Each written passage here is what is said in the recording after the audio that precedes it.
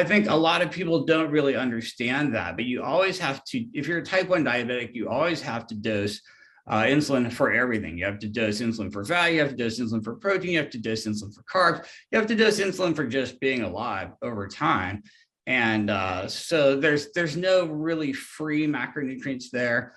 I do think that some of the extremes of glucose excursion make people hungrier downstream. So for breakfast, you just have dry toast and juice with no protein or anything else at all. We do have some studies that show that you get this huge spike, huge crash, and you might actually be hungrier later and eat more calories downstream of that. So I don't know that these giant glucose excursions are the very best, and it helps if you eat some protein or fat or both first to kind of flatten that out and not get this huge glycemic excursion. But I definitely think that a lot of people in the low carb world give fat a completely free pass, and it's just not quite as simple as that.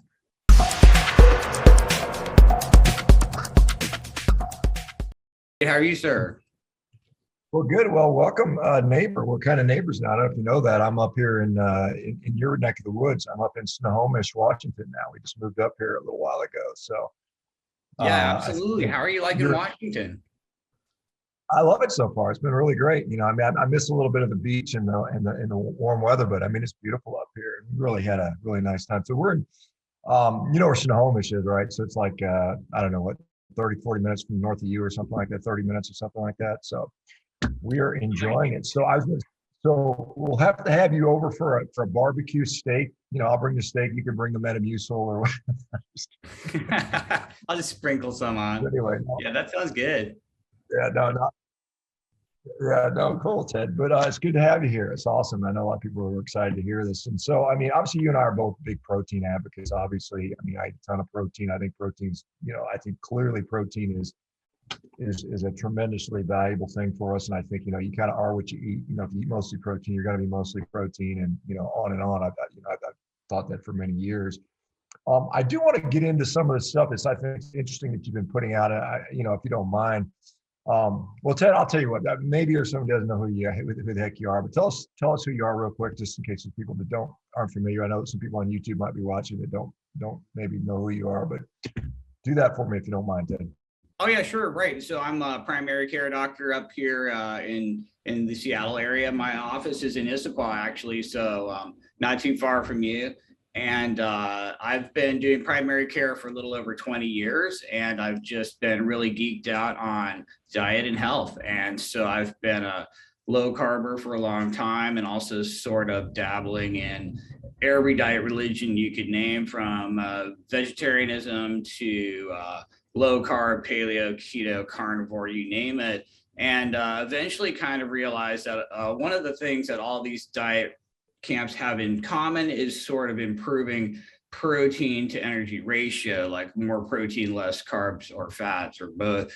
And so I wrote this book called The PE Diet, which is basically just looking at protein percentage of your diet and how it's just a massive driver of ad lib caloric intake. And at the end of the day, most of our chronic diseases are basically just eating too many calories, trying to get enough nutrients in satiety to not be hungry. And easiest way to nail that is just increasing the protein to energy ratio, which honestly, carnivore is really simple way of doing that. So basically I wrote this book, The PE Diet. I'm super geeked out on diet and exercise. I really feel like it all comes down to just basically protein and lifting and not eating too many calories. And I'm trying to just dumb it down because I'm down in the primary care trenches with about 1 trillion people with chronic diseases. What do you think about, I mean, protein, you know, obviously being very, very, very important, and I certainly don't disagree with that.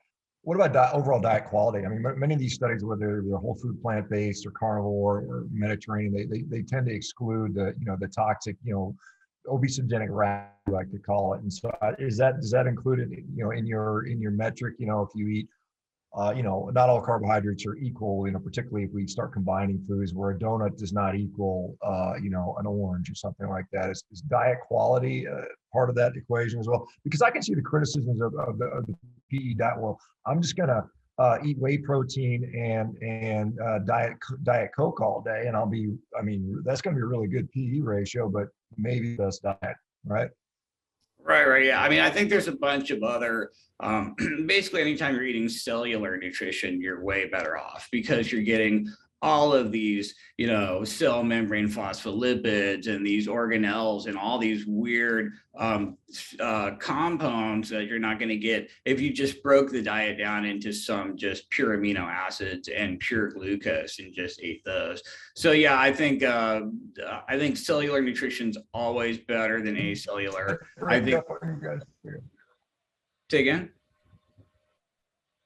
Oh, I lost a little bit of your signal. I don't know if it was on my end or your end, but go ahead, Ted. So cellular food is better than, highly processed, refined powders, I guess.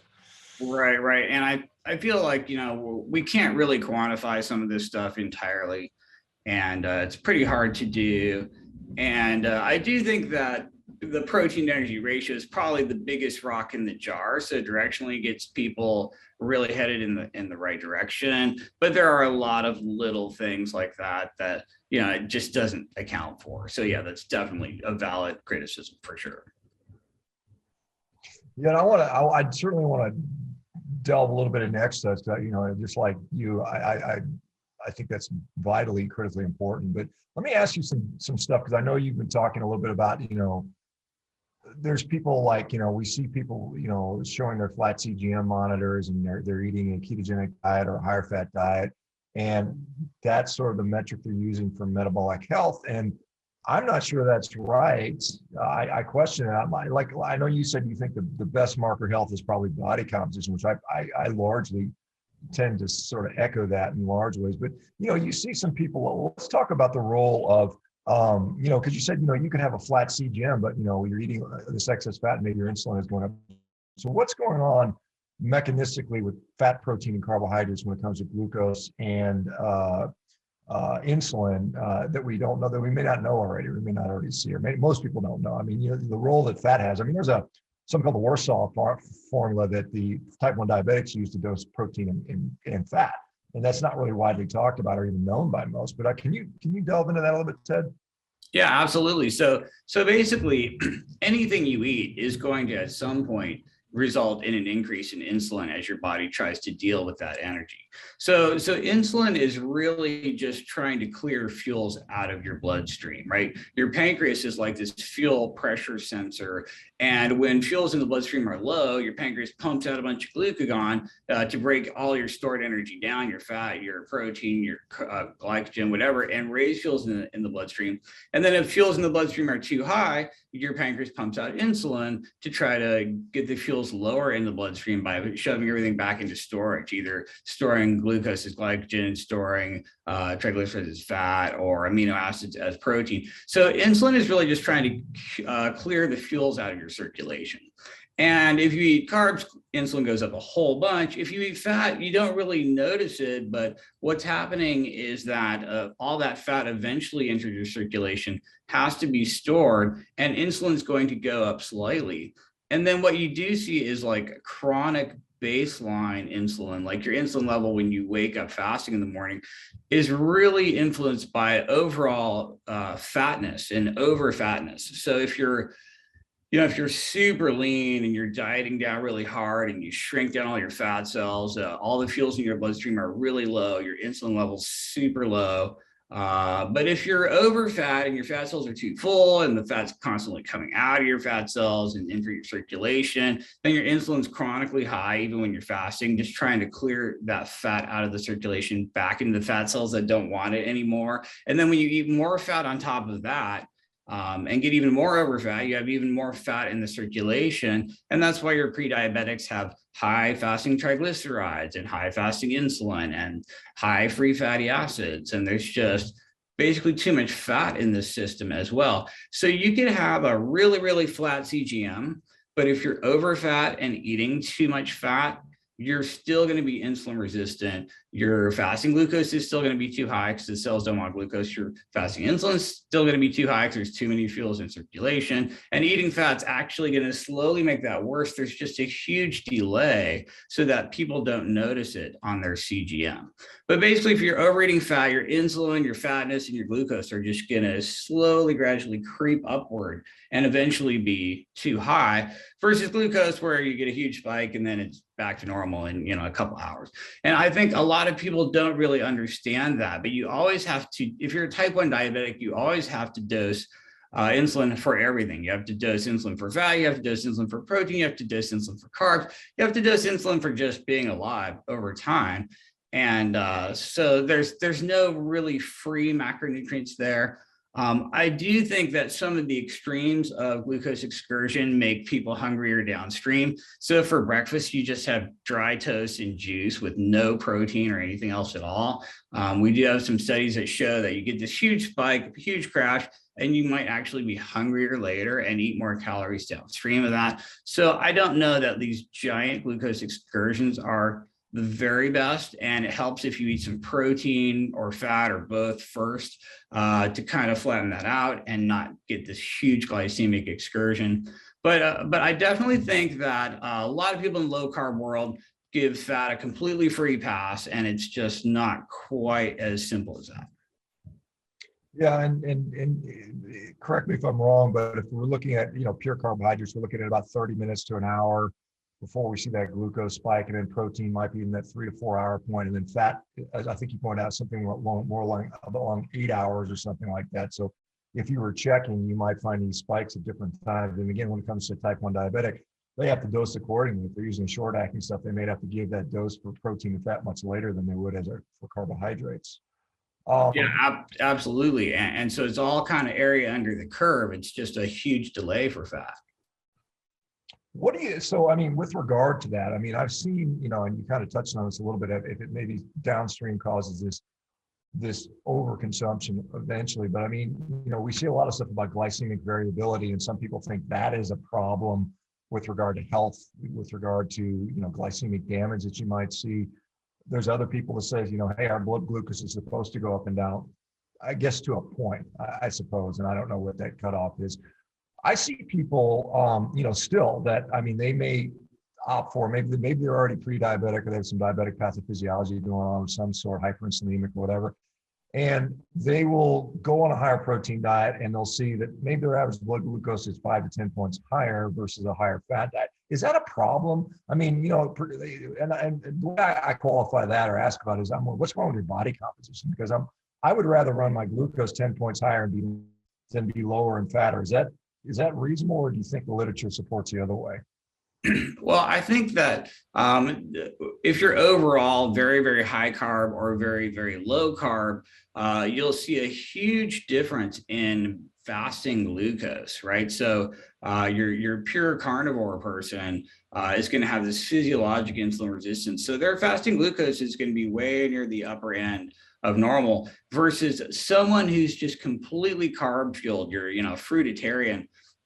Overnight, their liver glycogen falls, and they'll wake up in the morning and their fasting glucose is 70, right? So, I might wake up and my fasting glucose is 99, but if I was just purely carb fueled, I'll wake up with a fasting glucose of 70. So we definitely see these big differences in fasting glucose, typically within the normal range, but defining the upper and lower bounds based on high carb versus low carb.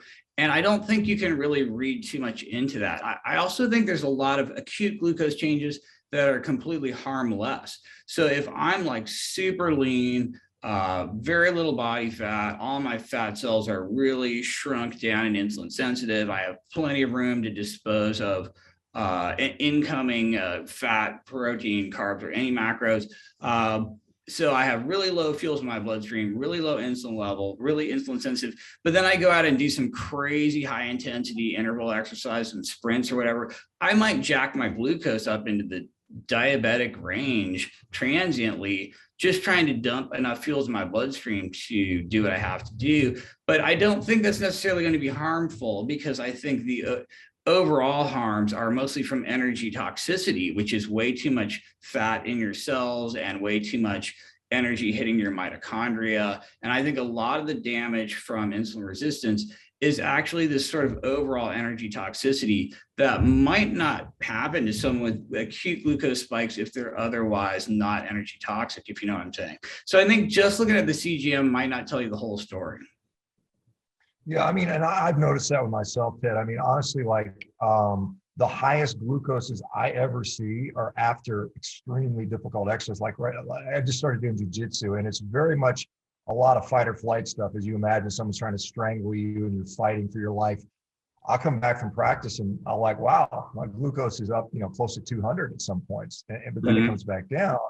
And I'm just wondering, why would that be bad for me? We know that the liver can ramp up glycogenolysis 15-fold or more. I suspect even more in certain people, depending how sort of efficient they are at that. And it's just wondering, when is the high glucose damaging? Again, in correlation with exercise. And then you would say that high intensity exercise or lifting heavy weights is bad for us, which doesn't even make sense on a basically common sense level. Right.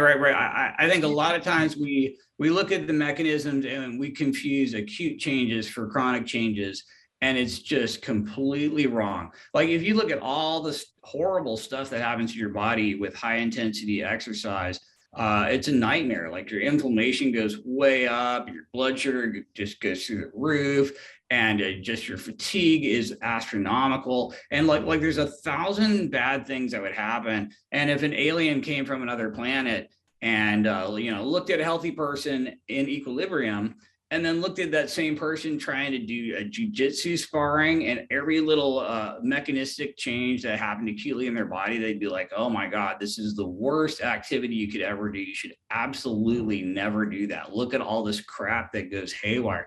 And so I think you really can't get too wrapped up with some of these acute mechanistic changes. And I think glucose is one of those. I think it's someone who's very thin and very insulin sensitive and has no energy toxicity, who's actually creating a transient energy crisis of not enough energy and calories, but spiking their glucose during exercise in an attempt to keep going. I think that's actually going to be completely harmless. And I think it would be a mistake to just look at your CGM and wrap your whole day around it, because all you do is just hold perfectly still and just eat cubes of fat all day long. And it's just not going to be optimal for health. I do think you're right. I think that these acute glucose spikes are probably harmless in an overall hypocaloric state with no energy toxicity. Let me talk about, PE ratio. I mean, it sounds pretty obvious to me. Maybe there's people that I'm familiar with. Well, what does that look like for, and like when you got somebody, and it's going to probably change. There's a maintenance time, there's a weight loss time. Let's say you've got somebody who's, starting out 50 pounds overweight, which is I'm sure a very common thing you see every day in your clinic. Where do they go on a PE ratio? And then where do they end up once they've lost the weight? Where should I be? Where should you be? Where should the obese person be? Is there kind of some general rules with that? Yeah, these are awesome questions. So if you look at worldwide hunter-gatherer macronutrient estimates, they're at around 33%. If you just look at all hunter-gatherers. And so, yeah, say again? For protein, 33%. Oh, I'm sorry. Yeah. 33% protein by calories. Yeah, absolutely. If you look at the past 60 years of the global obesity and diabetes epidemics, you see that protein went from about 15% of calories down to about 12.5% of calories here in America. If you're trying to design the very best obesogenic rat chow you possibly can, you want protein down at about 10% of calories.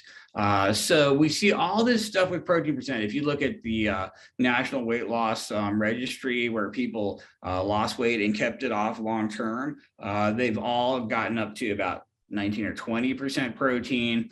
If you look at people who are just completely ripped and jacked, like all of your bodybuilders and your bikini models and your fitness models and your aesthetic athletes, they're all 30% or higher, 30, 35, possibly 40. If you look at the studies in the medical literature, The amount of ad lib calories people eat is completely linear with protein percent, all the way from 10% up to about 50% protein, literally in a linear fashion. The higher the protein percent of your diet, the less calories you eat, full stop. And the lower, the more you eat. And there's this very linear range there. And we know that if you take if you take pre-diabetics and drag protein up to 30% of their calories, you get a 100% reversal of prediabetes just on an ad lib diet where you eat as much as you want. So I think the average person who comes in to see me, their protein percent is like maybe 12% of calories. And I know eventually if I get them up to maybe 30%, they're going to go all the way to their ideal body weight and just stay there forever. So in my mind, the goal is to hit this 30% protein. Well, what's 30% protein? If you just kill a cow and eat the whole thing, that's basically 30% protein by calories. Egg is 30% protein by calories. Ribeye steak is 30% protein by calories. All your meat is basically going to be at least 30% protein, if not much higher. And so I think for the average person who walks in, though, I can't just say, okay, your whole diet now is just steak and eggs, right? I have to progressively overload them, just like resistance training. So it's like, think about where you're at now on your protein percent, right? And then try to just incrementally raise it by taking all the foods you eat and substituting out something that's a little higher in protein percent. You know what I'm saying?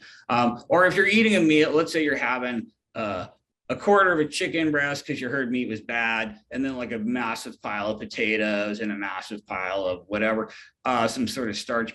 You just take the protein part and amp up the quantity and then shrink down the quantity of the other parts a little bit, and you're just trying to incrementally raise this protein percent, and what'll happen is you just automatically eat less calories. And I think that's just a huge win, but that's usually the approach with the average person who walks in.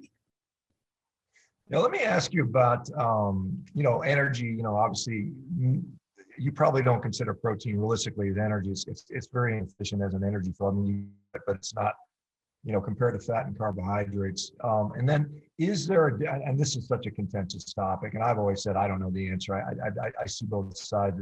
Is there a difference between fat and carbohydrates in that? I mean, David Ludwig just published another paper, Ben Bickman, showing, I don't know if you just saw this, it was basically looking at mitochondrial respiration or fat oxidation in actual adipose tissue, high carb versus low carb. And again, they showed that high carb had a slower oxidative rate in adipose tissue. But what are your thoughts on, is there any kind of advantage, fat over carbs, when it comes to the energy side?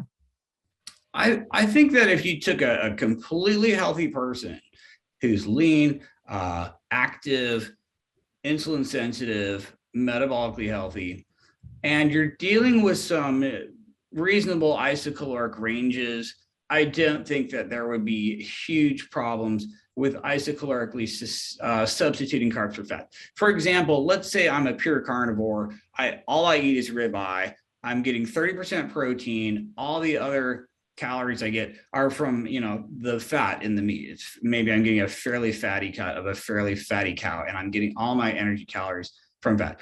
And let's say I clone myself off, and now I have an other version of myself who is in an environment where all I can get is just super lean meat. I mean, all I've got is like fish or just like deer or rabbits. And so I'm starving for energy calories, and I don't have any animal fat around. So I'm going to throw in some calories from like apples. I found some fruit or something. So I'm eating, 100 grams of carbs a day to add energy to this leaner meat that I'm eating. I am fairly convinced that there's not going to be a huge difference to health there if I isocalorically substitute those fat and those carbs within a reasonable physiologic range. And I think that humans have this amazing adaptability, and that's why we live anywhere on the planet on any kind of diet. And we can do these super extremes of like hardly any fat, hardly any carbs. The amount of carbs we need to eat per day is 0. The amount of essential fatty acids we need per day is like 10 grams. I mean, it's just microscopic. So you can really do a lot of substitution there. And I'm not convinced it's a major health trade-off. I do think that in the modern food environment where we're just massively over consuming calories in general.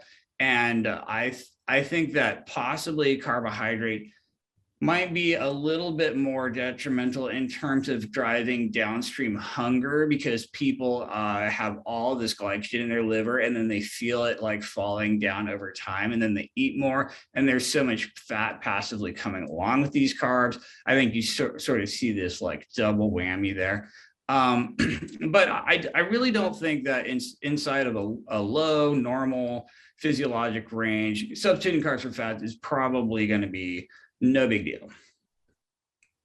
Yeah, I mean, it's interesting about, as we know, carbohydrates are not essential, or many of us would already be dead by now, but I mean, they do have some certain situations. I think Alan Aragon referenced a study that showed it seemed like minimum fat requirement would be something like 20% of your calories coming from your diet, which is not really that much anyway. But I mean, I know you mentioned 10 grams of essential fatty acids, but I mean, as far as just overall energy, over the long haul, do we have problems if we eat less than 20% fat? Yeah, I think so. I mean, like basically none of your bodybuilders are going to go below 20% of a isocaloric weight maintenance diet from fat, because you just start to have all sorts of problems, low testosterone and just not feeling good. And so I think it's a mistake to go below a certain percentage. Personally, on a maintenance isocaloric diet, I wouldn't want to go below about 30% of calories.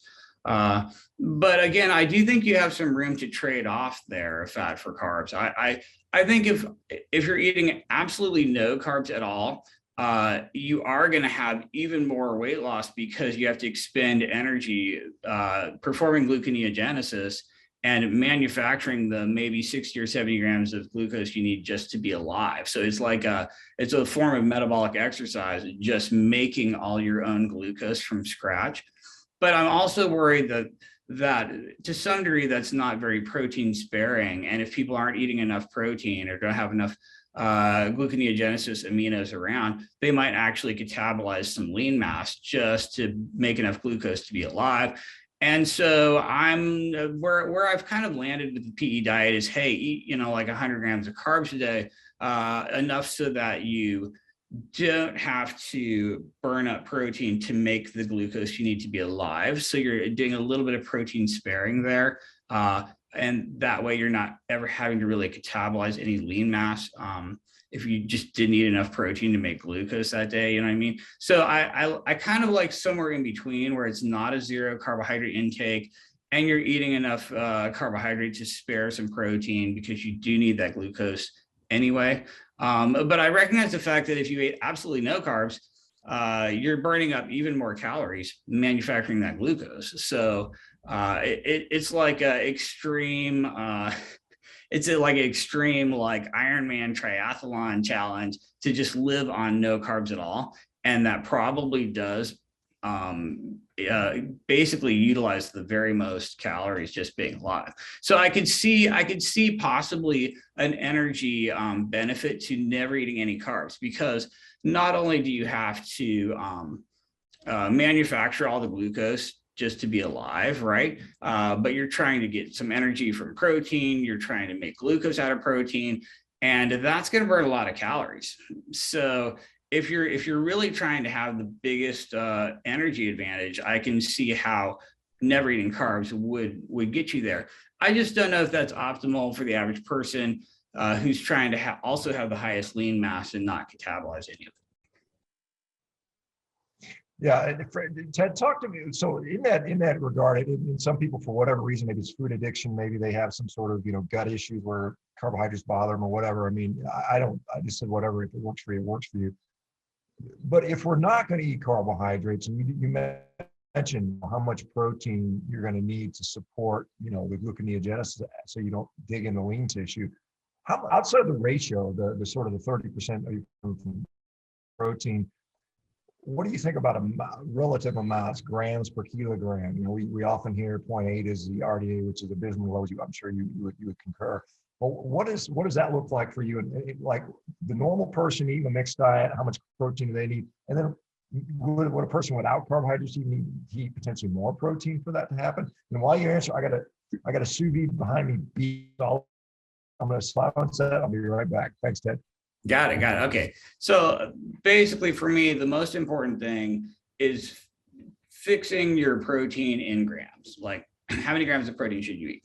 And because there's people who are like, hugely overweight, you can't just choose your protein target based on the weight that you are, or even the weight that your goal weight, which might be way too heavy. So my favorite thing to do is look at your reference weight for your height. Like based on your height, how much should you weigh, or what's the ideal body weight for someone of your height, and use that weight to calculate your protein target in grams per pound. So like, I'm a 5'10" male, and if I look up in the textbook or the calculator, what's the ideal body weight for 5'10"? It's 160 pounds. So for me, gram per pound of protein, 160 grams of protein is basically my target. And I think that's probably the simplest way for your average person to figure out what their protein target should be in grams. It's basically 1 gram per pound of your ideal body weight for your height and gender. So for women, that's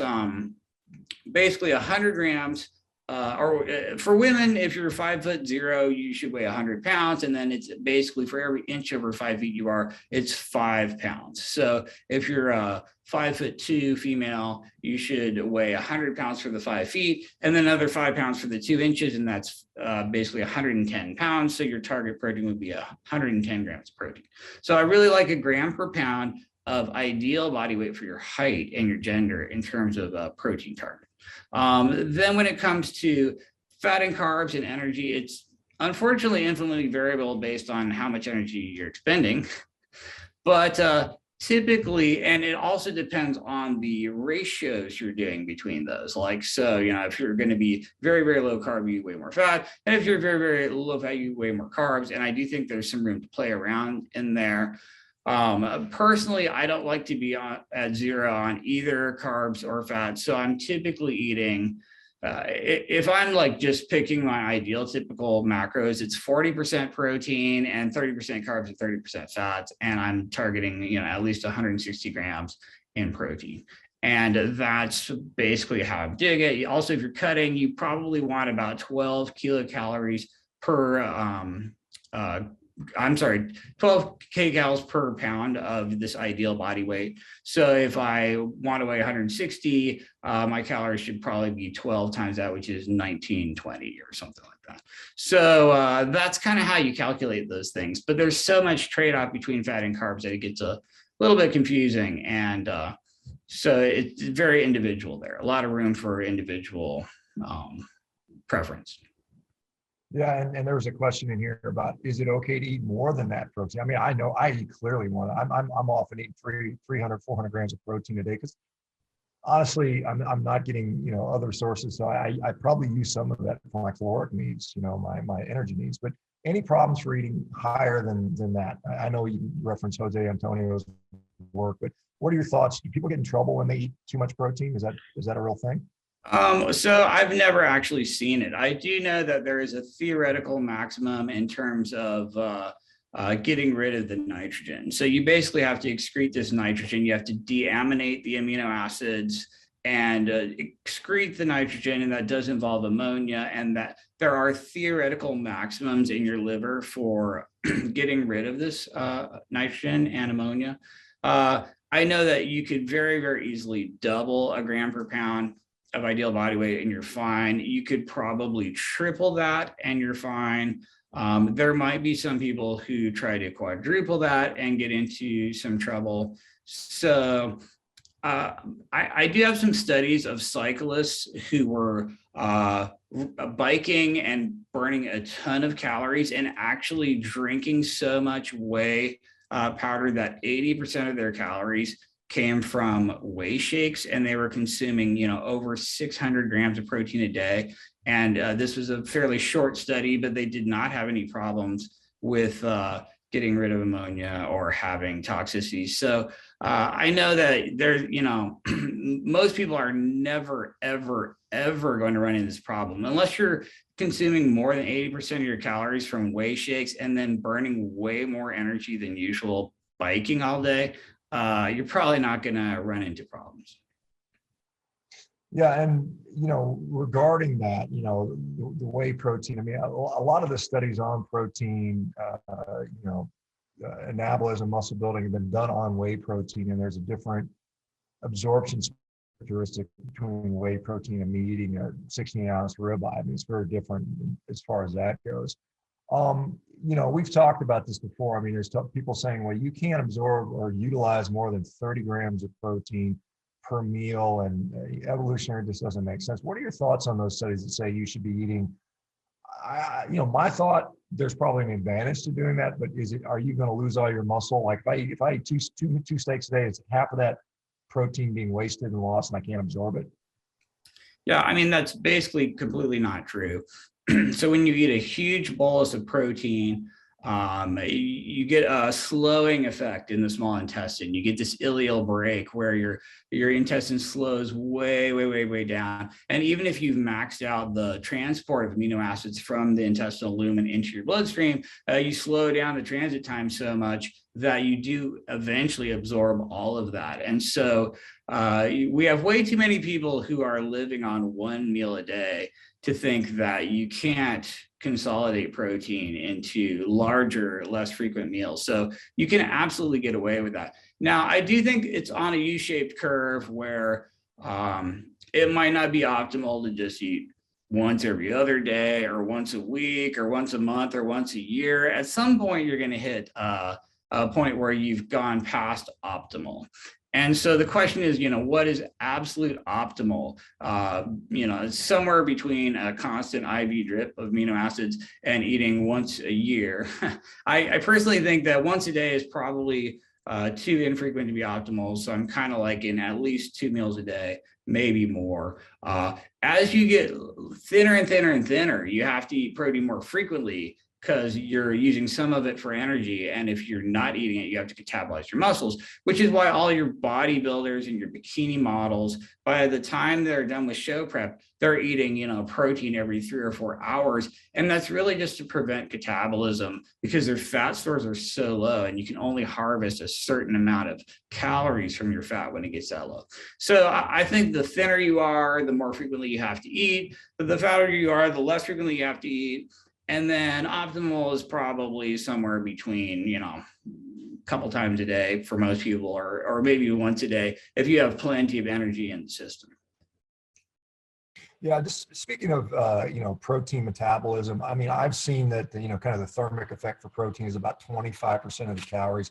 Is that pretty in line? And can you, I mean, I guess it's possible, but how hard is it to get fat over just protein as a macronutrient? I mean, can you load up and get huge by taking down extra whey protein? Is that likely to? So we have these protein overfeeding studies where you just dump 1,000 calories of protein on top of someone's existing diet, and they basically don't gain any fat mass at all. Lean mass goes up slightly, energy expenditure goes up slightly, but fat mass doesn't seem to go up. So within some certain reasonable limits, you're just basically not going to gain fat from eating more protein. And you're right, the thermic effect is so high that about 30% of the calories are just gone. So calling protein 4 calories per gram is probably just not even fair at all. We should really call it 3 calories per gram, or maybe even slightly lower, depending on the setting. But there's a huge thermic effect. Nobody's getting fat from protein. What we don't know is what happens to someone who eats an ad lib diet of 100% protein. Like, could you literally eat enough to run your whole metabolism off protein? Your average person is only using protein for about maybe 5% of their energy needs. If you're on a super high protein, super low carb, low fat diet, that might go up to maybe as much as 30% of your overall energy coming from protein, but nobody's really driven it higher than that. So we don't know what happens. Like, we don't know. Do you just get thinner and thinner and then you die, even if you have unlimited access to whey powder? Nobody's done this study. You're not going to get IRB approval. Nobody knows what happens at these extremes of protein percent above the range in which humans can really live. I mean, we have some bodybuilders who've done as high as maybe 50 or 60% of calories for anecdotally for a long time, but and they do get very lean, and we just don't know what happens at these higher edges of protein. I don't even know. Like, I don't think anyone knows, but it's probably bad, so I don't recommend it. Yeah, I mean, perhaps we'd have a viral TikTok challenge where somebody does, I'm kidding, but I wouldn't be surprised if somebody does that. Let me ask you, Ted, can you differentiate the PE diet from, say, perhaps a protein-sparing modified fast? How would you differentiate between the two? Are they the same thing, or are there some differences there? So basically, protein-sparing modified fast is this very short-term crash diet approach where you're basically just eating a bunch of protein and hardly any calories. It might be you're just eating cans of tuna and salad with no dressing, or you're eating a chicken breast and salad with no dressing. And this is very effective. I mean, we have all these studies in the medical literature where they put people on meal replacement shakes only, right? In your Roy Taylor diabetes reversal trials, they just give people these shakes with only 400 calories in them or 500 calories.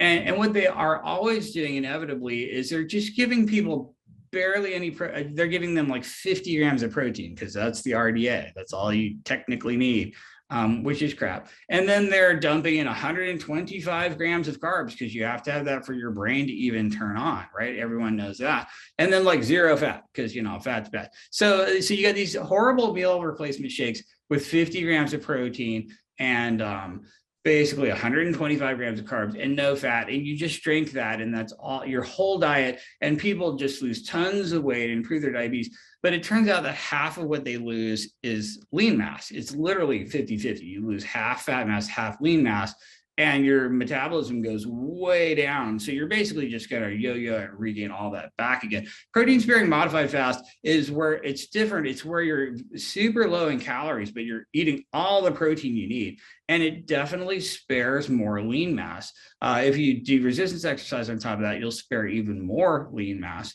But I honestly don't recommend it. The PE diet it's really about just tiny incremental progressions. Like, instead of just going from your diet to protein sparing modified fast, you're headed that direction, but just incrementally in a very gradual and sustainable fashion. And it's less of a yo-yo diet, and it's more of a permanent lifestyle change. And you're just going to try to permanently raise your protein percentage slowly and gradually and get higher and higher. You know what I'm saying? So I really don't like these short-term crash diet type things, because the percentage of lean mass loss to percentage of fat mass loss is not as good when you lose weight rapidly.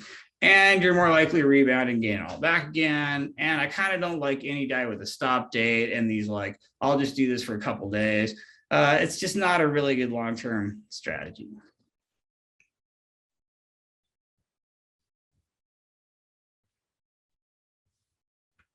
Oh, I think you're on mute. I am on mute. So, yeah, I was going to say, I think it makes sense to touch on some resistance training a little bit before we do that. I hear a lot of people talking about, they go higher protein and they're dealing with more hunger. And how do we deal with that? Does meal timing play a role in this? Is there anything with the circadian biology? Is there ways to sort of mitigate that? I mean, I think, I tell people you have a strategy when you're hungry, maybe some exercise or something to do with that. But how do you deal with the people that say, I can't do a higher protein diet because I'm too hungry all the time? What's the story? And I know protein, as many people, is considered satiating. Some people argue between that and fat, and I've seen that. But what do you do in the case that somebody says I'm hungry? Right. In almost every single case, people went too high, too fast. Like, protein is way too high. The total calories are way too low, and no wonder they're starving. And so, I have all these patients who are like, I thought protein was supposed to be the most satiating thing. So I just ate all the whey powder and egg whites I could possibly hold. And I'm still like starving out of my mind. And it's just because like you can't sustain that. You will be starving. You cannot eat 100% protein. You'll be absolutely starving for non-protein energy calories. And if you don't eat enough calories, you're going to be starving. So the goal is like a slight progression. If you're like, oh, this is crap, look at all the protein I'm eating, I'm still just super hungry. You just basically went way too high. Like you cannot eat all protein. You have to eat, and you can't cut your calories too low. You're really just trying to go maybe 300 to 500 calories lower than you are right now. And you're doing that by just incrementally nudging up the protein and incrementally dragging back the carbs and fats. It's honestly like, to be perfectly honest, it's every meal you're just trying to get 10 grams less of carbs, 10 grams less of fat, and maybe 10 grams more of protein per meal. And that is like, long term, that's going to be amazingly successful, and you're not going to be that hungry, and you can totally do that. You can totally sustain that. That's basically going to shave off 300 calories of energy from your diet and give you an extra 30 grams of protein that is going to add a ton to your satiety. And so like it's all about these smaller, more gradual changes. And anybody who just like goes straight to 100% is going to be starving for sure. Yeah, and just, I mean, I guess I could even envision where you don't even maybe even have to do a caloric reduction. Even you calorically, if you're eating more protein, because of that thermic effect, effectively you're changing calories out. I mean, you're changing the calories out side of the equation because of the metabolic approach. Is that fair to say, Ted? Yeah, absolutely. And in fact, there's a ton of isocaloric macronutrient substitution studies in the medical literature. If you just take any non-protein macro and isocalorically substitute it for protein, boom, everyone's going to lose weight, get thinner, get more insulin sensitive. Anything you can measure gets better. So any isocaloric substitution of insert non-protein macro here, carbs or fats, for protein is going to be an instant win. And that's why I say in the book that basically you're just like, take half your carb grams every day and turn them into protein somehow, and you're basically at the finish line. That's it. And that's probably the number one thing that your average person needs to do. And so, yeah, you're absolutely right. Even just isocaloric substitution is going to be brilliant. Yeah, let me just transition over this now, because I like the way, I mean, I have a very similar philosophy. A lot of the labs we get, a lot of the biomarkers we measure sort of, I don't know if we necessarily fully understand them, or the relevance of them can be nuanced and conditional, and it provides a lot of anxiety for some people. And I know you said just a waist to height is very useful. What is the benefit of body composition, lean mass, with regard to overall health and longevity? I never want to speculate on, because I just don't think we know. But what are your thoughts on the relative value of lean mass? So lean mass does a bunch of stuff for you.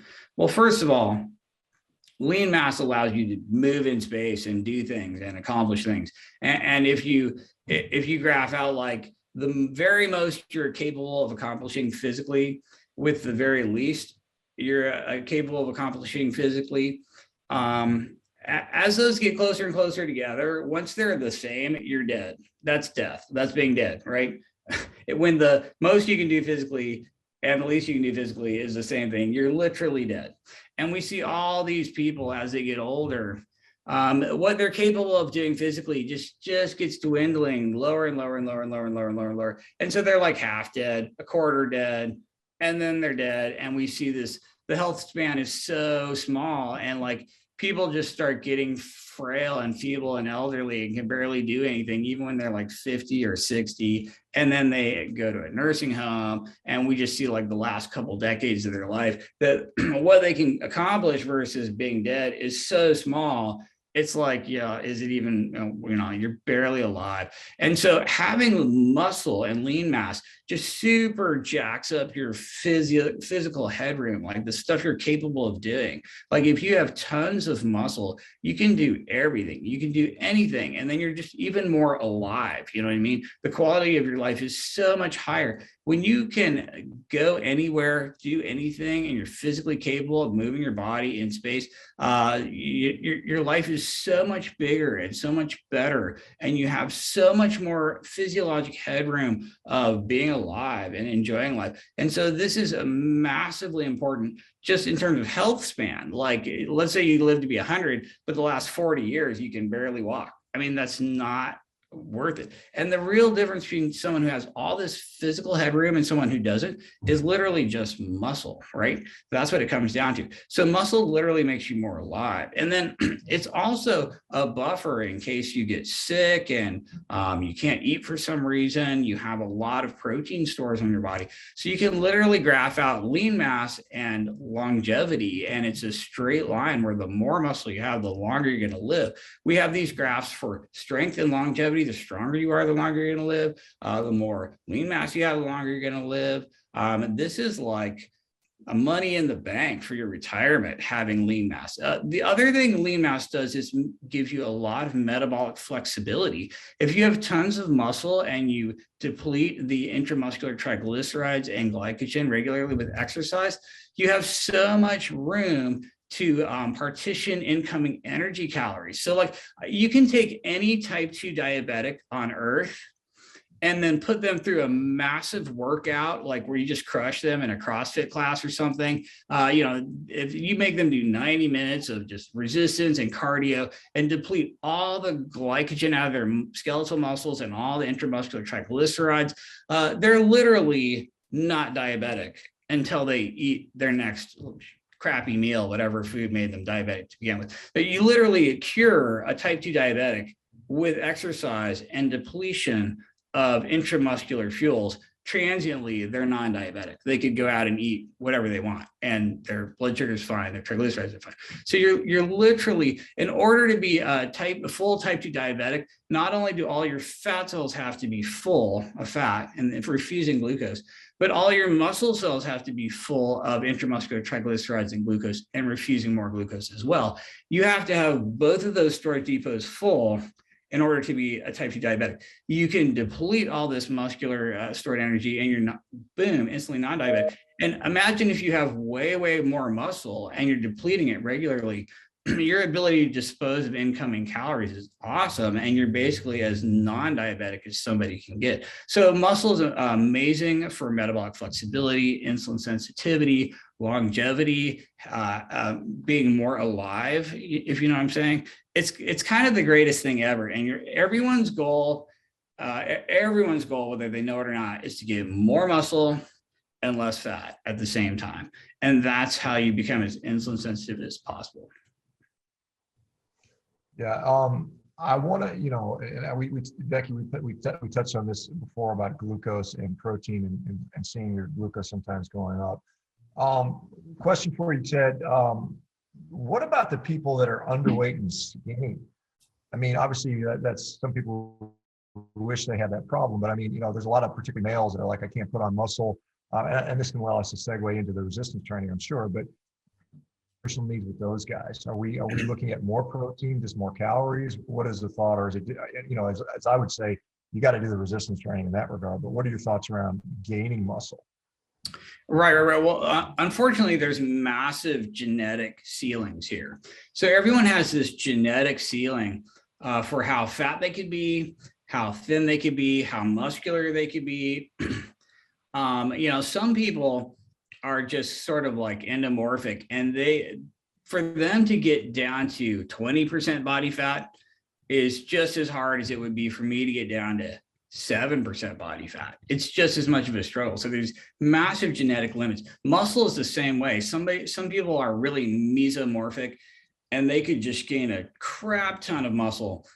But you have these ectomorphic guys who are fairly thin and a lot of type 1 muscle fiber. And even with absolute optimum everything, like optimal resistance training, optimal protein intake, you're going to have a super hard genetic ceiling for how much muscle you can put on. So you're never going to turn some ectomorphic guy into like Arnold Schwarzenegger. So you have to keep in mind that there's massive genetic ceiling, right? There's also a hormonal ceiling, like your female who has, 1/12 of the testosterone of a male is just literally going to have a hard ceiling to how much muscle they can physically put on. So you have to be really realistic about your genetic limitations. But inside of that genetic limitation, you can absolutely max out. You can be the best version of yourself you can be. And really the ingredients to that is protein and lifting. It's basically making sure you get a gram per pound of ideal body weight or higher in protein, and then doing optimal resistance training, every muscle to failure at least twice a week, if not 3 times a week, getting enough volume, getting enough intensity. If you get the stimulus from the training intensity and the frequency and the volume, and you get the protein adequate, you're eventually gradually going to hit your maximum potential. It's probably going to take a decade. So it doesn't happen as fast as you want it to. You're not going to look like your favorite Instagram model, because genetically you're just not the same person. And so I think that you have to be real honest about the genetics. Like adopted kids look way more like their genetic birth parents than their adopted parents, always. You know what I'm saying? Like twins who get adopted out and are in different families, they look just like them, like each other, even if the adoptive family looks radically different. So despite your environment, there's always going to be a massive genetic ceiling to what you can pull off. But the secret is to be okay with that, and then just try to be the best version of yourself you can be based on your genetics and hormonal limitation. And that's just protein and lifting, and trying to nail both of those as much as possible. Yeah, and you mentioned, the optimal volume and intensity. You mentioned, you kind of touched on loading the muscles to failure. I know you like to do a lot of stuff body weight just to prove that you don't need equipment.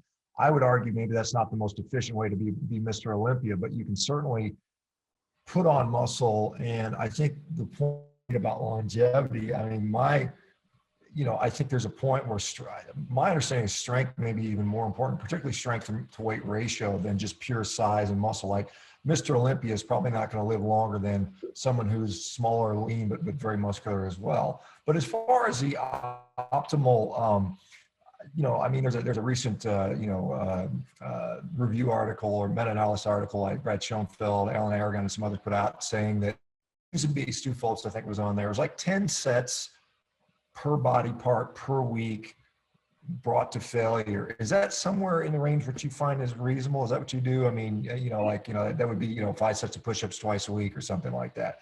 What are your thoughts on that? Yeah, absolutely. I do think the optimal is probably 10 to 20 sets to failure per week per body part.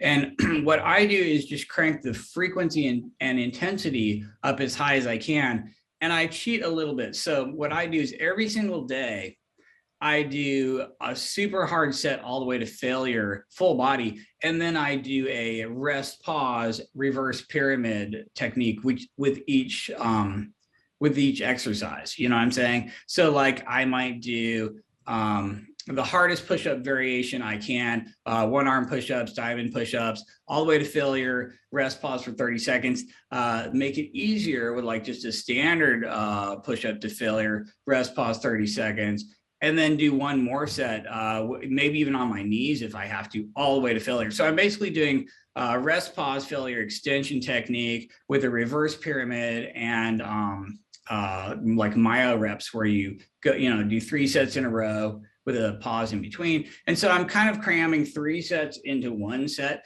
and I'm doing that full body daily. So technically I'm doing, 21 sets to failure on each body part per week, but it's really just a triple set daily, if you know what I'm saying. And that's mostly to just optimize time efficiency. I don't think that's the very, very best way to do it for maximum muscle. I think you want a much longer rest time. You definitely want to use weights. You want to go to the gym for like an hour every day. You probably want to start doing some bro split type action. So what I'm doing is only optimal for time savings. You know what I mean? It's not optimal for max muscle, but I absolutely agree. It's probably in the 10 to 20 hard sets to failure or close to failure of every body part per week. And I think everyone out there should be doing resistance exercise at least twice a week, if not 3 times a week. And your goal is to get in that number of sets. I totally agree. But yeah, I mean, you didn't mention this in your introduction, but you were a Loma Linda vegetarian religion school guy. You know, you did your training there, and you got this picture. You, I guess, maybe on a boat where you're kind of skinny fat. I mean, don't forgive me for saying that, but you kind of look kind of skinny fat. Now you're lean and muscular. How much muscle, lean mass, would you predict you put on since you started, you know, changing the diet and the workout? I mean, not that your weight has changed, but how much muscle can you estimate you've been able to put on? Hardly any. It's so embarrassing, right? So like my weight is actually about the same. And I would say I recomped and maybe put on, you know, this is 15 years and there's no way it's more than 15 pounds of muscle. That's probably about it. I would say in 15 years, I put on 15 pounds.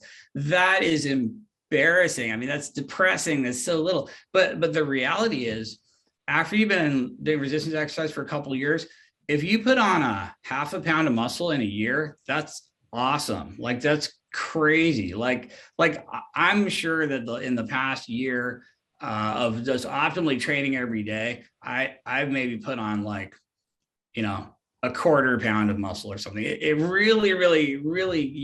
really slows down, and it's not that much, but it's so crucial. Like even if the absolute amount is small, it's so important for metabolic health and function and everything. You know, I'm kind of ectomorphic, so I get really lean easily, and then it kind of looks impressive. But if you actually see me at like 5'10" and 160 pounds, it's like, do you even lift? You know what I mean? I look like you know, with clothes on, I look like, yeah, basically I'm just skeletal and puny. And so I get lean easily, and that's mostly genetics, and I can't even take any credit for that. And then I really struggle to put on muscle. But these are genetic limitations, and it doesn't even matter because all I'm trying to do is be the best version of myself I can do with more muscle and less fat. And yeah, it took me 15 years to only get 15 pounds of muscle, which is hideously bad, but I don't even care. Like, I'm not complaining. I'm just trying to be the best version of myself I can be. Somebody else out there might max out their genetic potential after like 5 pounds of muscle. I mean, that could happen to some super ectomorphic person. So it doesn't even matter. You're just trying to be the best version of yourself you can be. It's protein and lifting. And yeah, the actual amount of muscle I packed on is pretty trivial. It's embarrassing. Like, but you know, it is what it is. Well, I mean, no, you look fantastic, Ted. I may have seen you with your shirt off, which is not hard to find. You know, both people criticize us for walking the walk and putting our money where our mouth is, but I'm into that. I mean, I've been training, and for me to put on any muscle, it takes an ungodly, enormous amount of work to get even the slightest progress, and then I usually lose it from somewhere else. You know, if I do 300 push-ups a day, I'll put on some little. I feel like I'll put a little bit on my shoulders and chest, but then I don't have time and my legs get smaller. So it's just kind of like this crazy deal. But now you just turned 50. Correct me if I'm wrong. Is that right, Ted? Yeah, that's right. Mm-hmm. Yeah. And so I want to ask you, and this is something that people always accuse me of taking steroids and hormones. I don't do that stuff. I'm not going to sort of denigrate somebody for doing that. But I feel that, the way testosterone in many anti-aging clinics and functional medicine clinics, it's kind of handed out like a Band-Aid. And it isn't really addressing this stuff. I don't know what your thoughts are on testosterone replacement there. I don't know if you're taking it. My guess is probably not. But what are your thoughts around that particular topic, if you don't mind? Right. Yeah. I mean, I'm a natural. Luckily, my testosterone seems to be pretty high naturally, which is, I guess that's a lucky thing. But I don't have a problem with testosterone replacement therapy. I do have guys who come in, and for whatever reason, their testosterone is just 100 and they're just dragging around. And I absolutely prescribe it. And I think that's great. And personally, if I know that some men, as they get older, their testosterone falls. And if my testosterone gets really low, I'm sure I'll be just standing in line at the men's health clinic with my credit card like everybody else.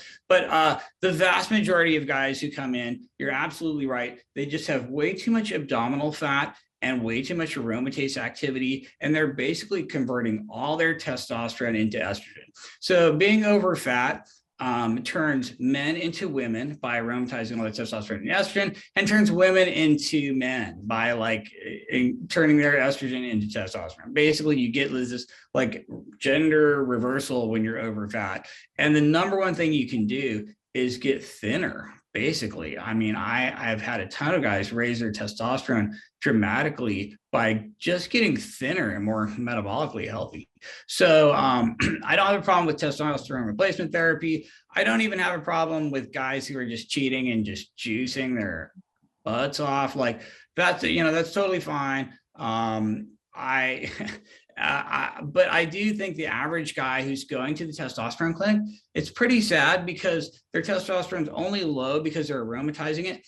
And when they start injecting testosterone, they're still kind of lowish testosterone and they're just getting man boobs and even higher estrogen levels. So honestly, they don't really look that good. So like you could just, if you're over fat and your diet and exercise sucks, you could go out and get on testosterone. You're still going to look like garbage. You're just not going to look any better. You're going to be like, you're going to get some water retention and way more. You'll get a little more lean mass, but you can't see it because you're still over fat. It doesn't help you get leaner really hardly at all. So I think it's a mistake to just go straight to the TE clinic and, just get your testosterone. I think that's, you never want to do that. You always want to optimize first with what you've got. And then sure, if you have an actual medical problem, your testosterone's horrible, definitely go get some testosterone. I don't have a problem with that at all. Yeah, and just, I mean, somebody that's truly hypogonadal, either primarily or secondarily, is probably a smaller percentage than what's being read by at least that was my experience. Because I used to get guys in my office, as an orthopedic guy, and they'd be on testosterone replacement. They are like, and they would tell me it didn't do anything, and they were still horrible. They were still in like horrible shape, still fat, and it was like, well, this isn't doing you any good. I can tell for sure. Yeah, exactly. Yeah, let me ask you just as there's a lot of research sort of in the ketogenic space. People saying being in ketosis seems beneficial for mood disorders and neurodegenerative type issues. Is there some value in that, or is that all down to is there something else that's going on, or does ketosis seem to have a benefit for some conditions? It has to. It literally has to. We have 100 years of medical research on seizure control with ketogenic state and ketogenic diet. So it literally has to benefit some neurologic conditions. There's no question about it. It absolutely does.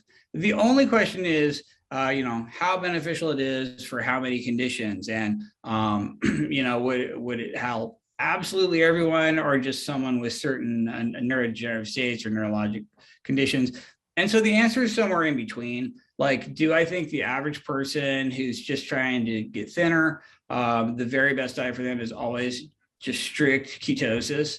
Probably not. But then, like, if you have a seizure disorder, hell yes. So the answer has to be somewhere in between. I think there's a lot of conditions where you are going to benefit from a lower carb diet. Any kind of a seizure disorder, probably type 1 diabetes, where it's impossible to match the glycemic spikes from carbs with peripherally administered exogenous insulin. There's conditions where I think low carb is clearly going to be better, medical conditions. I don't know exactly, which conditions and to what extent, but there's no question that that's a thing. I think, however, for your average person who's just over fat and insulin resistant, which is, the giant mountain of people I'm seeing, I think carb reduction is awesome. But I think they have a little bit of room to play around with carbs and fats, and they don't need to necessarily be in strict ketosis. I think the literature shows that strict ketogenic diet is probably not going to be that much better than just anything higher in protein and lower in energy density. Can you envision a way to do the PE diet and be in ketosis? Is that even a possibility? I'm thinking, meal frequency, a lot of exercise, but is that a possibility, or do you address that in the book? I'm not sure. Oh no, like it literally doesn't matter what your protein percent is. You'll still be in ketosis if the carbs are low enough. So like this study I referenced where 80% of calories came from protein in these cyclists drinking whey, they were in a light ketosis. This was a ketogenic diet. So ketosis is really just about not eating enough glycemic carbs to replenish liver glycogen, full stop.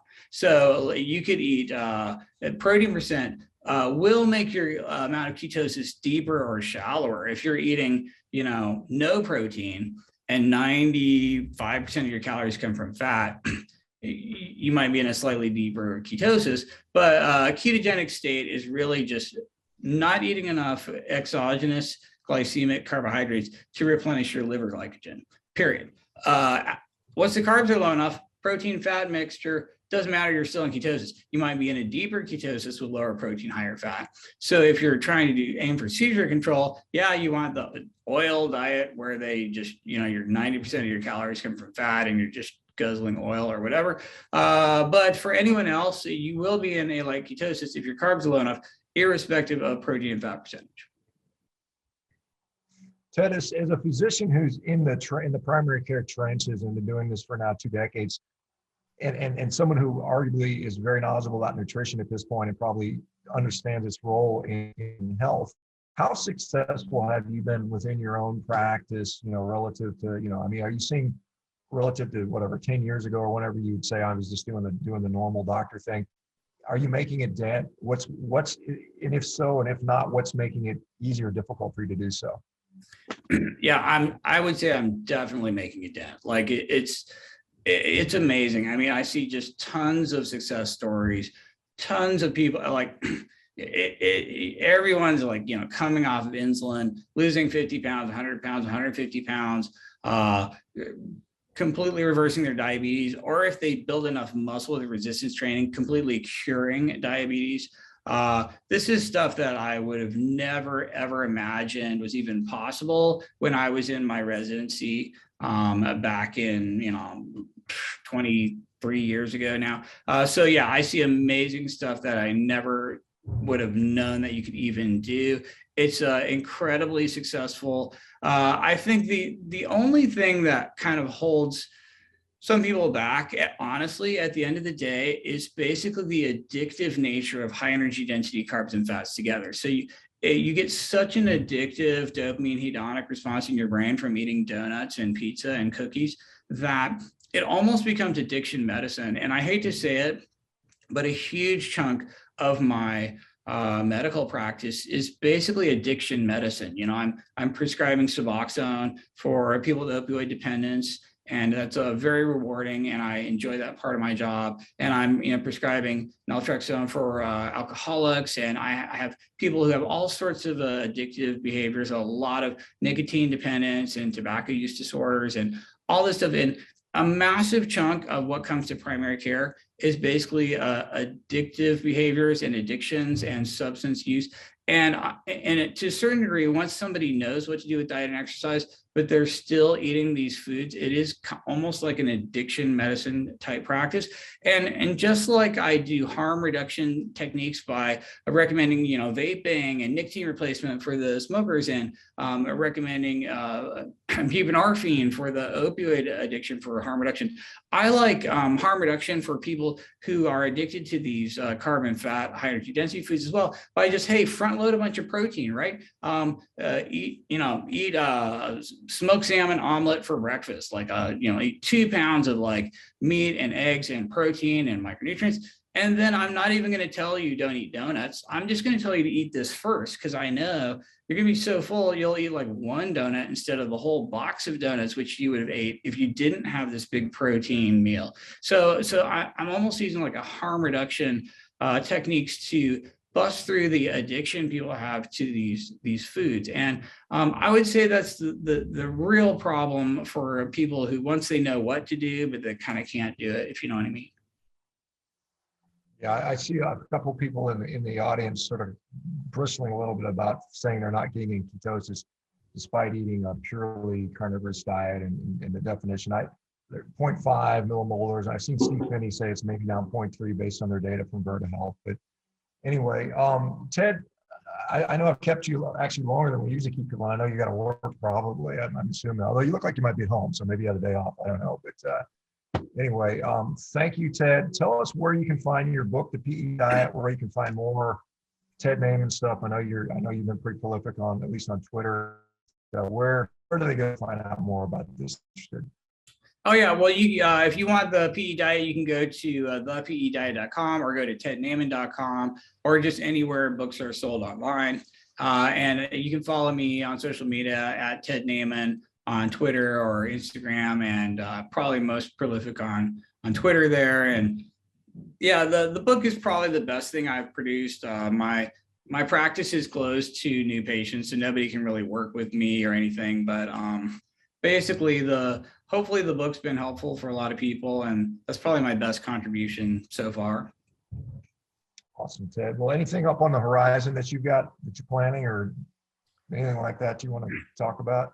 Yeah, I'm working on another book right now called working title is Satiety per Calorie, and it's all about the sort of like hacks you can do to basically automatically eat less because you're full, mostly from things like protein and energy density and water.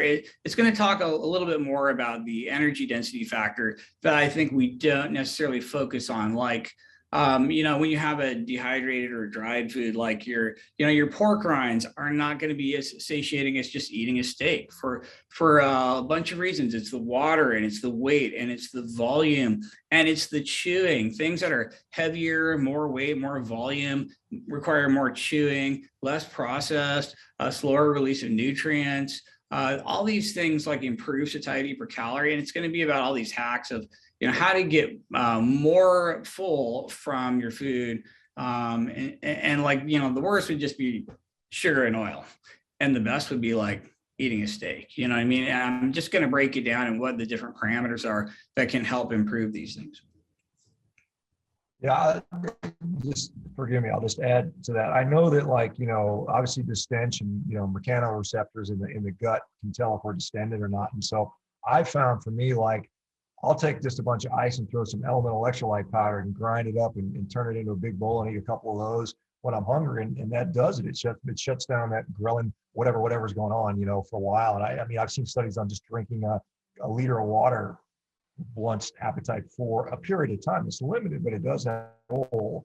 And the point is eating jerky versus a steak. The calories may be the same, but one's going to be profoundly more satiating than the other with meat is 70% water, just like we are. And so it's kind of one of those things where, and I think that's where the fiber in, we didn't touch on fiber, but I mean, obviously many people here don't eat a lot of fiber. I don't think it's essential, but there is benefits. And one of them I think is satiety. Is that a fair statement? Yeah, absolutely. Totally. And maybe even more a satiation. So what the fiber and the water and the weight and the volume does, like everyone says, well, that stuff's all crap. Like you can't fool your body. Your body will figure out that was just like indigestible fiber, water, weight, volume, and it's not real nutrition. But what it does is it slows everything down enough so that the 20 minutes it takes for the amino acids to hit your brain and for you to realize you're pretty full, like you got enough to eat, it slows it down enough to give time for the protein to do its satiety magic. And then you're just kind of not hungry.